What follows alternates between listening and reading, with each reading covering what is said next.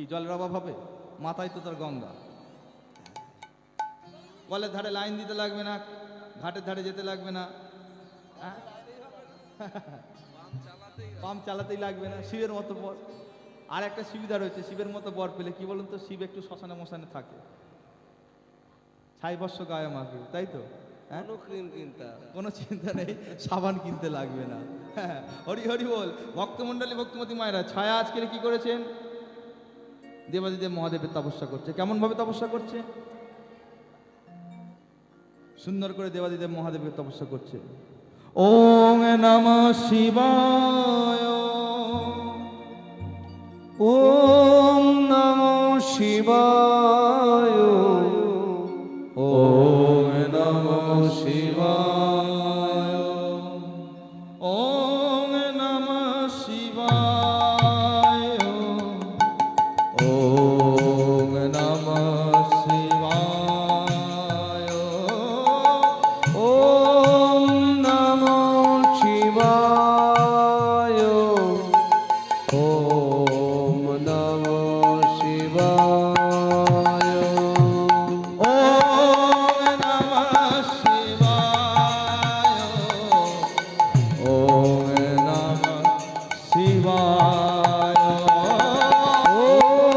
নমঃ শিবায়, ওম নমঃ শিবায়, নমঃ শিবায়, নমঃ শিবায়, নমঃ শিবায়, নমঃ শিবায়, নমঃ শিবায়, নমঃ শিবায়, নমঃ শিবায়, নমো নমো, নমঃ শিবায়, নমঃ শিবায়, নমঃ শিবায়, নমো নমঃ। ওম নমো শিবায়, ওম নমো শিবায়, ভোলানাথ।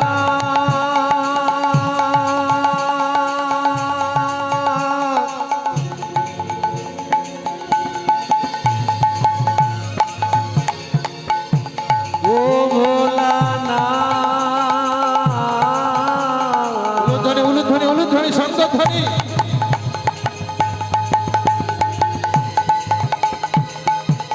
কৃপা কর মোরে তুমিও ভোলানাথ।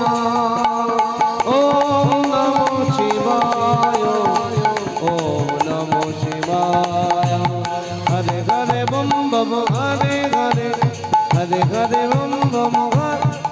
বাবা ভোলেনাথের চরণের সীমা লাগে, জয় হো,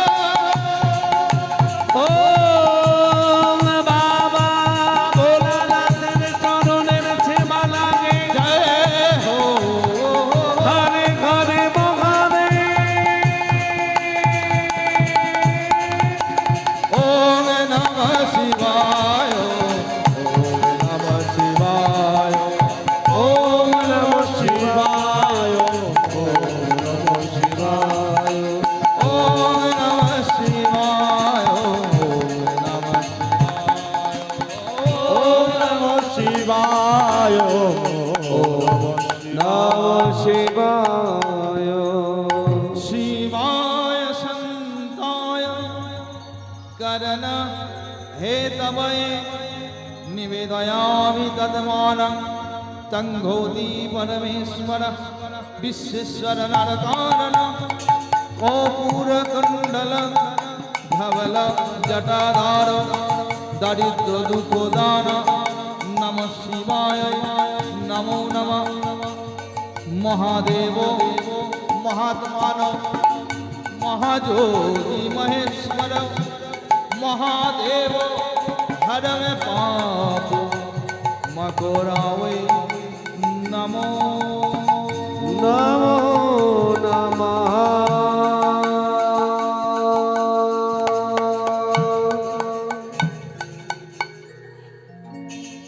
যখনই না শিবের ধ্যান করেছে ভক্তমণ্ডলী, ভক্তিমতী মায়েরা, সব থেকে ভালো দেবতা কে বলুন তো? এই শিব। যদি বলেন কেন, কোনো খরচা নাই, কোনো খরচা নাই, শুধু একটা বেলপাতা দিলেই ভগবান শিব সন্তুষ্ট। ওই কারণে নাম হচ্ছে আশুতোষ। কেন? অল্পতেই সন্তুষ্ট, বেশি কিছু লাগে না। একটা বেলপাতা দিয়ে খালি ওম নমঃ শিবায় বলে যদি একবার ভগবান শিবকে ডাকা যায়, আসবেই আসবে। যখন ছায়া এমনভাবে শিবকে ডাকলেন, দেবাদিদেব মহাদেব প্রকট হলেন। সঙ্গে সঙ্গে প্রকট হয়ে ছায়াকে আশীর্বাদ করলেন, আমি আশীর্বাদ করলাম তোমার গর্ভে একটা সুন্দর সুপুরুষ সন্তান হবে, যে সন্তান তোমার কষ্ট দুঃখকে দূর করবে, যে সন্তান এই পৃথিবীর মাঝে সমস্ত মানুষকে কর্মের মৃত্যুর আগে তার ফলকে ভোগ করিয়ে দেবে দেবে দেবে।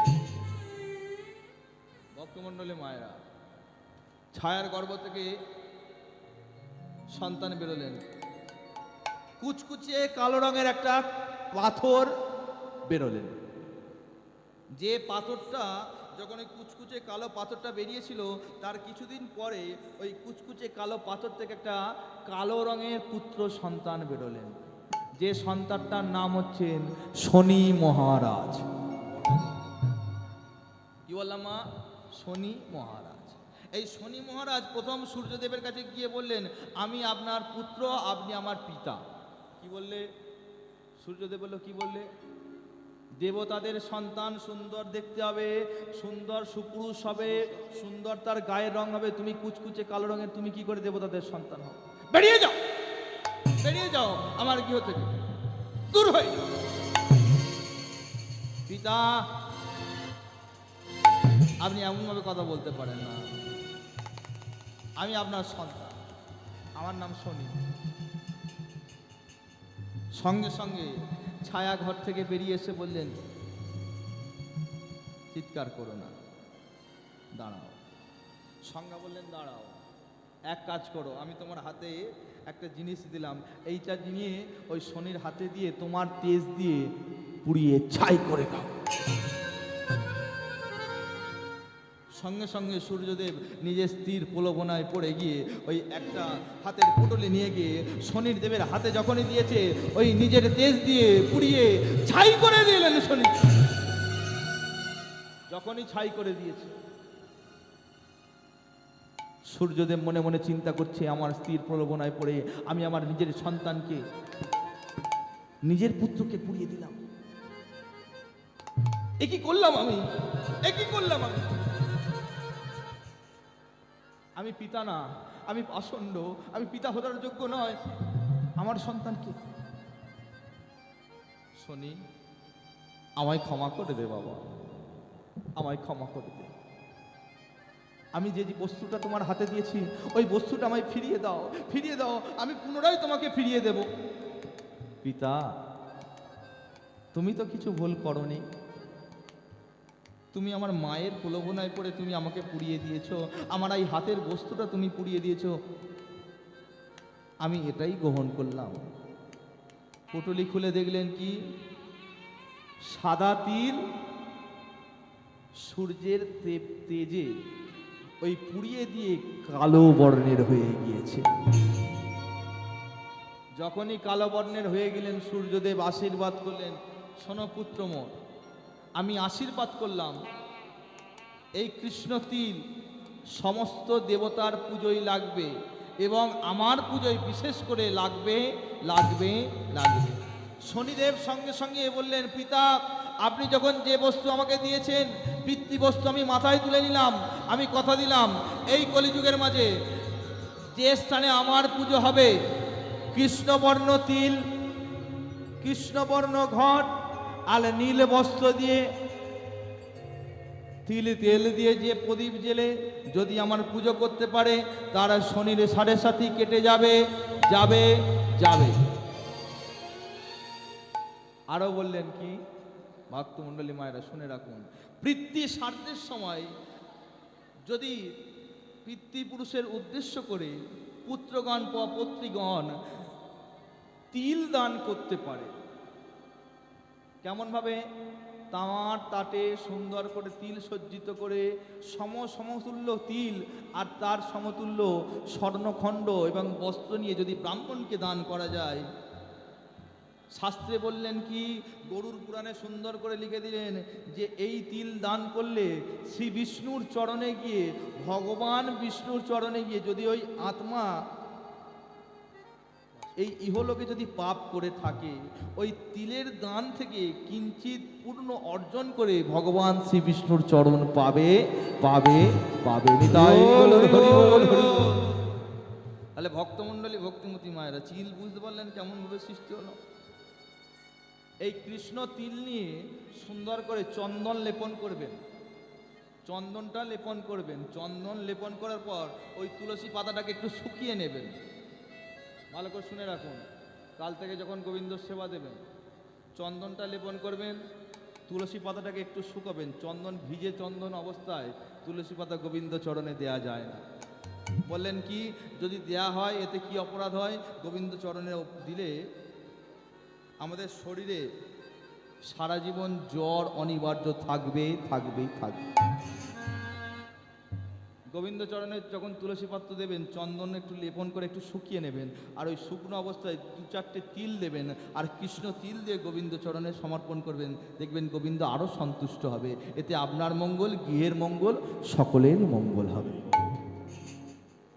বিষ্ণু শর্মা প্রত্যেক দিনের ন্যায় লীলার মধ্যে ফিরে আসুন। আজকের বিষ্ণু শর্মা সেই বিষ্ণু শর্মা প্রত্যেক দিনের ন্যায় আজও সুন্দর করে ওই কৃষ্ণ তিল, তুলসীপত্র, চন্দন, অগুরু সুন্দর করে লেপন করে ওই